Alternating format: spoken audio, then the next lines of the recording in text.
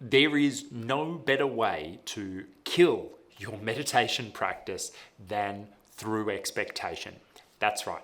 Expectation is the black ink that will stain your mind, hoping that you have an experience, hoping that your meditation makes you enlightened and wise, will pull you away from what? From being here and now inside of yourself. Meditation can only ever bring you back to the here and now. In fact, it will reveal to you all of your unconscious expectations. So what? So that you can dispense with them and be fully present in any given moment. When we string this together over a series of days, weeks, months, perhaps just seconds to begin with, this is entry into a more aware place inside of ourselves. Hey, it's David. I'm the founder and director of Kailash Ashram, a traditional meditation and yoga retreat in the Grampians in Australia. On this channel, we love to share inspiring, heartfelt, soulful content designed to help you cut through the spiritual mumbo jumbo and the nonsense that's out there in the scene. This sharing comes from our weekly live discourse where our ashram members ask us questions and we speak to various topics. If you enjoy this content or you're a fan of our channel, make sure you hit that like button. It helps the algorithm share this video with other people just like you. And if you're new here, please consider subscribing. We had a lovely question, and I will make a point of uploading this one because the question asker was not able to be in attendance, but I thought it'd be really fruitful to speak to the broad topic that came up. Expectation. Now, we are creatures of habit and creatures of expectation. I mean, like, that is so intrinsic to our very nature. You know, can I get out of bed unless I expect the floor to hold me beneath my feet? Well, I think that we operate with a broad base of expecting the world to be the same. Predictable, expecting the sun to come up in the east, go down in the west. If it were to come up in the west and go down in the east, it would indicate that there was something maybe out of alignment with reality. Interestingly, you know, maybe the seeds of this sharing were kind of planted the other day. I was sat in a cafe waiting for a beverage to arrive, and I looked at a clock and the second hand was just ticking along. Now, in the very advanced states of awareness, it's often remarked that people, gurus, deeply wise spiritual figures, are capable of cultivating siddhis or yogic powers that allow them to move beyond the realm of time and space and our typical reality. But as I looked at the second hand ticking forward, I was really glad that it wasn't moving backwards and that there was nothing I could do, it seemed, to stop that second hand. No conscious will of looking at the second hand could stop it. Yet there are people throughout history who've had capabilities beyond what it seems I have in this moment. So the exercising of siddhis or yogic power is not inherently the same thing as enlightenment or you know, the equanimous state of samadhi. Though many people on the path of yoga get distracted by the siddhis. Some seek out, actually, some start out upon the path of yoga, and especially in sort of more esoteric practices like Tantra, people cultivate practice for the purpose of building power, as opposed to attaining samadhi or equanimity. And you can cultivate different skills. If you go to the gym and apply yourself, you go into the gym on day one and, you know, 10 kilo bicep curl might feel like a lot, or, you know, 50 kilo bench press is all you've got in you. But after a number of months, you know, you're capable of lifting 2 times what you went in with. You know, the plateau sort of sets in, and then it's very incremental gains over the next 20 years, or that was my experience.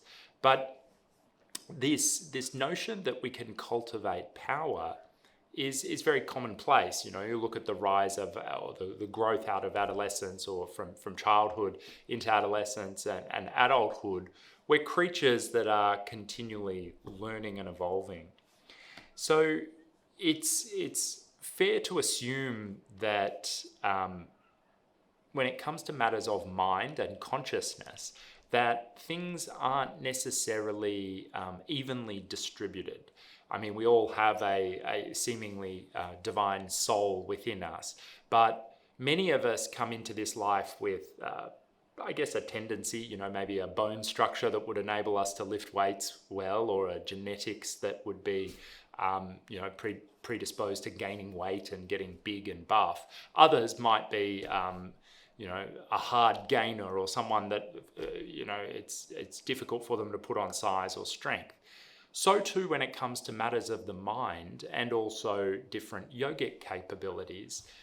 Some people have natural inclinations and gifts, and others have got, you know, for instance, a busier mind than a quieter mind. Some people, you know, depending on the circumstance, you know, it was once remarked to me by a Tibetan Buddhist Lama that, you know, on the Tibetan plateau, like, you know, the average person would be looking at like 20 sheep for 13 hours of the day.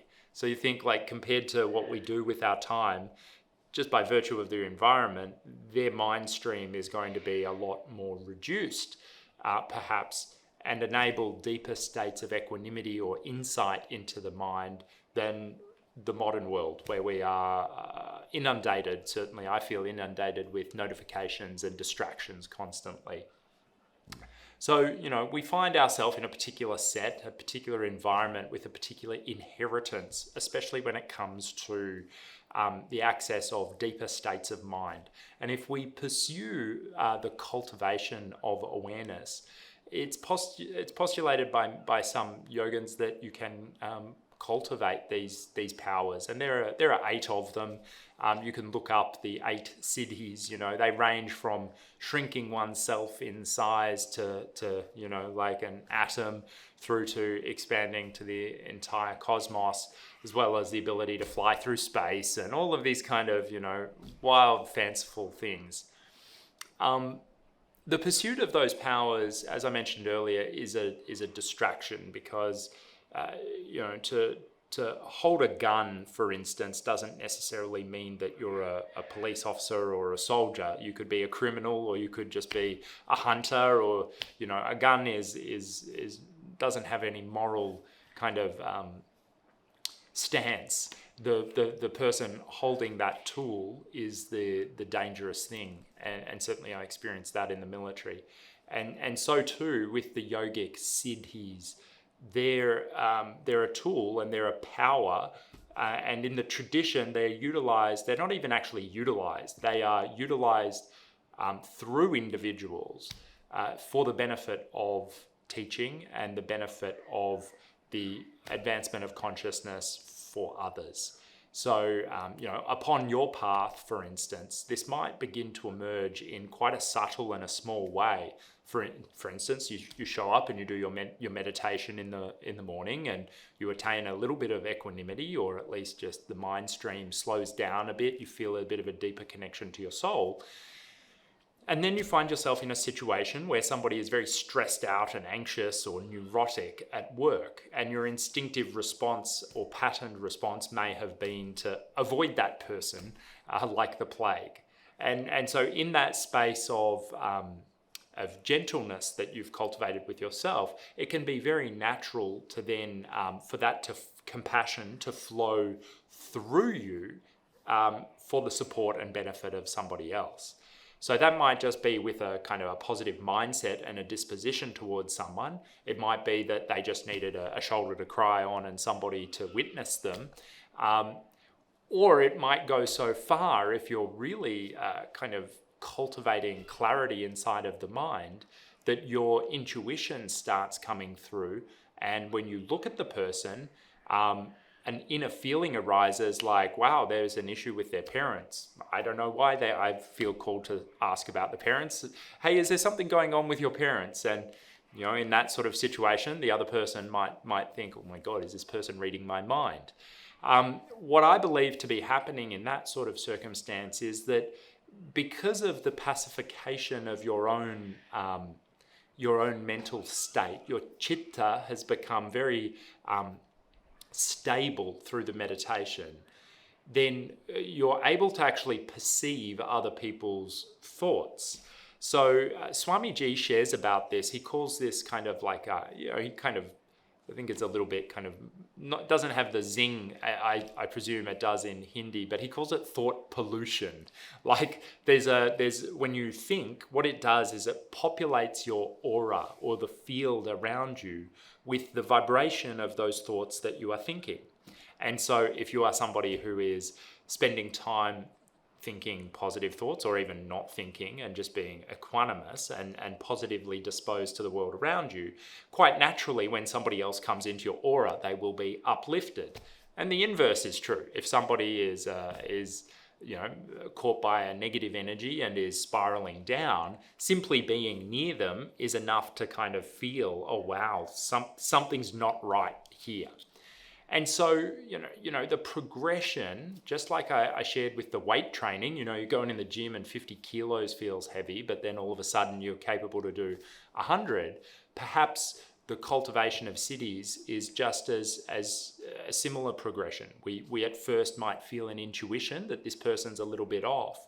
And then with practice over time, our gift of insight and offering to them can be increased. Now, the karma yoga tradition would then really advocate that we don't get attached to the manifestation of those siddhis as they come through us. Certainly, if your ego gets involved, then you, as an idea, the ego or ahamkara, gets latched on to the support that you're offering that person, and you just create more karma with them. So the whole point of karma yoga is not to create karma, it's to free oneself from the shackles of karma. So allowing the siddhis to come through you is super vital, rather than kind of exercising them as a show of force. It might be that like you quietly go to the gym and then somebody needs a hand lifting something and you just go and assist them with a lift, like one generous chap did when I was moving a fridge into my apartment. He came off the street, just some random guy, and gave me a big hand, and it was super useful. As opposed to someone who's like oiling themselves up and getting all sort of ripped and going out and showing off with that power. That one isn't going to create any lasting sense of equanimity, though the person's got a big guns. So yogically speaking, these things arise normally in alignment with whatever your predisposition is and has been. Many children possess great gifts of insight that are shut down by the kind of often cynical nature of the world. And so this meditation practice, the Samarpan certainly has the capacity to turn up the volume on whatever gifts are there to come through you. Certainly with Shelley and the spinal flow, I know that things are kind of going great guns, and the practice of surrender doesn't mean that you can't engage in other healing modalities, Reiki, naturopathy, whatever the thing is that you do. But from that stiller place, insight and clarity and potentially mind reading and some other spooky things might begin to happen. I think that those are much more civically oriented expressions of siddhis rather than the capacity to fly through space. I am kind of like, I can acknowledge the part of me that would like to levitate. That would be pretty cool, just as a party trick. But levitation is not really enlightenment. Now, why am I shared around siddhis and the yogic powers in relationship to what? Well, we started with expectation. So expectation is a really interesting thing in meditation. Some people meditate expecting these powers to come about and then use the manifestation of siddhis as a measure for the progress of their own meditative journey. Now, there's so much kind of, I guess, wrong with that notion in terms of what I've understood or experienced this meditation to be about. First of all, cities and the expectation that they will arise is another desire. It's another attachment to wanting something different than one is. Samarpan Dhyan is characterized by a very open-eyed gaze directly into one's own deepest, most essence. There is no wish to be different other than you are. And if you sit down and you are inundated with thoughts or expectations of wanting it to be more, then that is what your work is for the meditation, to witness that. Simply, that's it. Just watch your desire for wanting that moment of meditation to be more blissful, more comfortable, less painful. All of this, this yearning is actually the mind trying to pull ourselves away from the recognition of something beyond itself. And so really the only method of, as I shared, it's the no method to sit with surrender towards those thought forms as they arise. But we have to be real and we have to see them. So being really honest about one's expectations is much better than pretending like I have no expectations. It's like, I expect tomorrow that the sun is going to come up. I do. I go to sleep and I expect that I'm going to get another day to do all of the things that I didn't do today. And I look around my property and it's like, there's a lot of things that I'm expecting to do tomorrow. So being real about expectations rather than pretending like they're not there is super, super useful. Similarly, coming at expectation, I looked into the Latin origins of expectation. It comes from specare, which means to see, which is really quite interesting. So for those very astute observers, to see, the eyes are the organ of perception for which energy center? It's the Nabi chakra. Okay, so what's at the Nabi chakra is our ahamkara or our ego. So it is, this faculty of seeing is intrinsically related to expectation, specare. So ego is involved. The element of fire, of form, of vision is involved. Nabi chakra, unsatisfied, not content. So if one isn't satisfied, one is not content, there will be expectations. For what? Food, for nourishment, for something else. So the transition towards being nourished by the essence of one's own being is what the Samarpan Dhyan offers us. And this really is hinted at when Swamiji shares that there is no progress unless one is satisfied. What he's saying, there's no spiritual progress unless one is satisfied. What he's saying is that unless you can get beyond your own ego, then the deeper, more ephemeral realms of the felt experience, the expressed experience, the mental experience will never be, they'll never be touched, those higher places, and certainly not the soul. The other thing that happens when we expect, when we see, we're actually pulling ourselves into what? The future. Now, the future is which side, right or left? Future is the right side. It's the masculine side. Okay, and so as I've shared with many of you on retreat, the masculine is that part of us that gets us to show up for the meditation. The feminine is what carries us through. So the masculine side is that inner bloke that sets the alarm, that gets up, that does the process in the correct sequence to get you sat before your place where you need to sit to allow yourself to be. Then my advice and what happens for me is I need to then put the inner bloke to one side and then connect to my inner feeling. Now, why is this? Well, feminine is on the left side. That's Shakti, and that is what rises.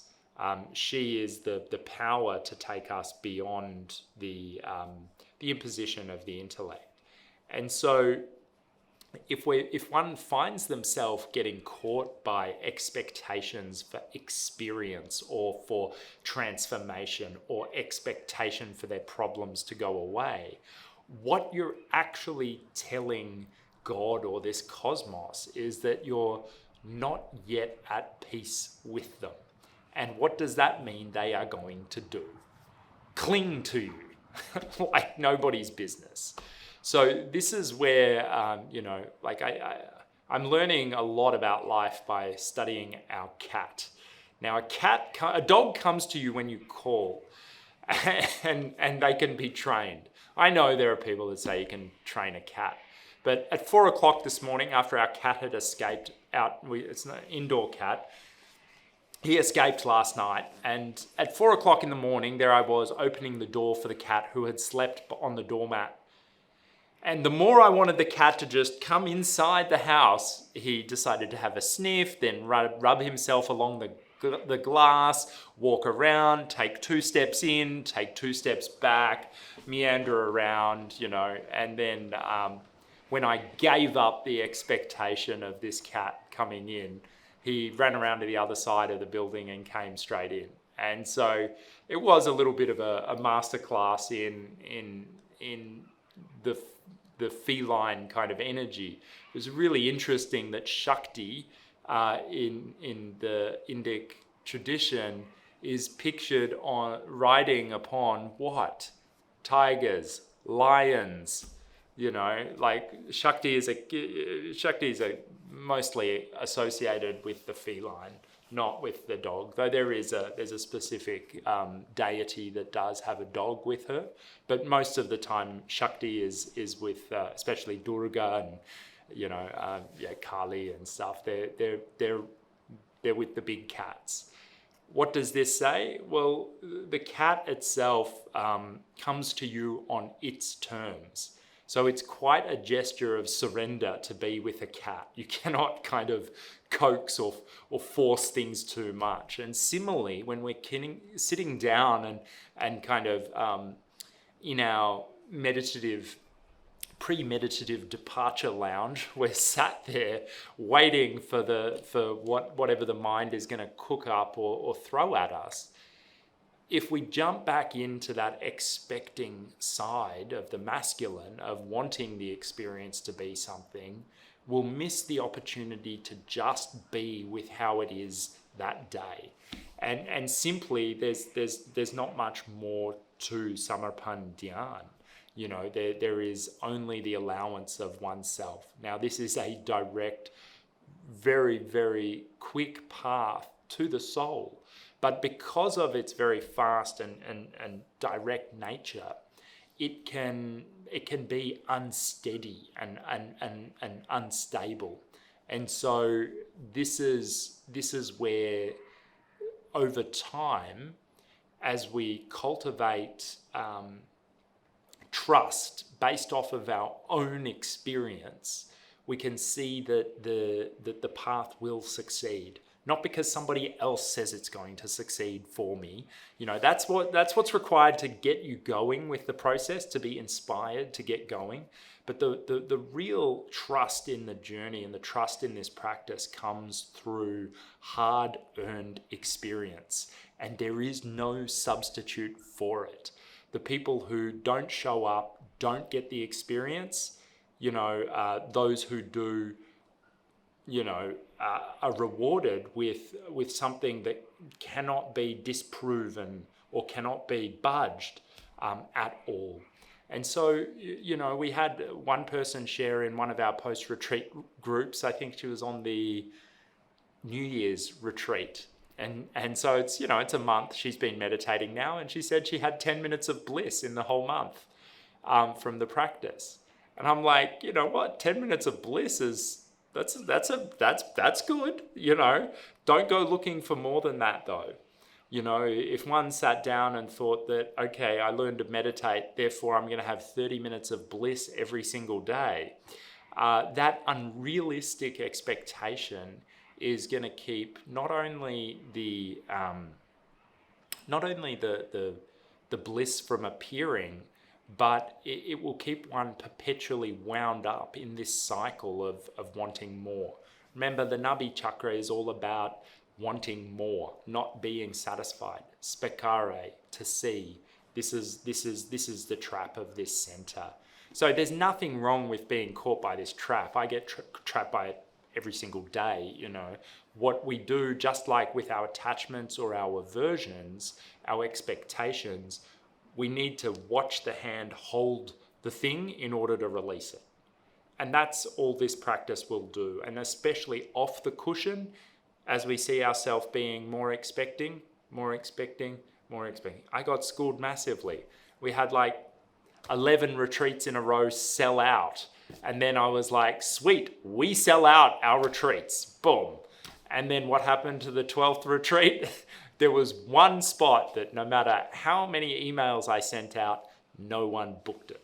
And I know that this cosmos has a sense of humor, that the reason that spot didn't get filled on a retreat wasn't because there wasn't someone who would be interested. It was to teach me a lesson around my own expectations. And so even just something simple like that enabled me to soften and to see that I had built pride around filling our retreats. And that pride was going to block me from connecting to my soul. And so my soul really kind of contrived that situation to do what? To humble me. The best mindset to come into practice with, to beat the notion of expectation. The single best way to bypass it is to make your practice an offering. To give the practice. Like if you give a gift to somebody, it's no longer yours. Like whether they like it, whether they put it in the bin, or whether they do what Rajni does, which is like re-gift it and pass it off to someone else if she doesn't. Sorry, I've just thrown her under the bus right now.